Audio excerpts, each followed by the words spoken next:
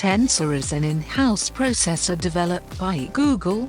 Tensor is a system-on-a-chip using a mix of components that Google has either designed or licensed. That's perhaps why Google is spending so much time hammering Tensor's artificial intelligence and machine learning advantages, rather than discuss specifics about CPU, GPU and RAM.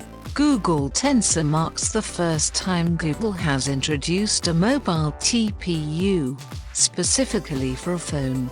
Ideally, it will allow a phone to process more information on device, rather than send data to the cloud. Google Tensor uses machine learning to improve photos.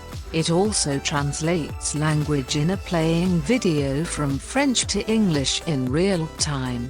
Tensor is based on the ARM architecture as Qualcomm and other mobile processors. It is likely an 8-core, 5nm SoC. Google Tensor will be only available in Pixel 6 and Pixel 6 Pro, with all of Google's main competitors gaining experience making their own in-house silicon.